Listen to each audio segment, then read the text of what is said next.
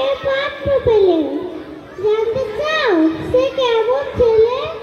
মন্দ নয়, সে পাত্র ভালো, রং যদিও বেজায় কালো।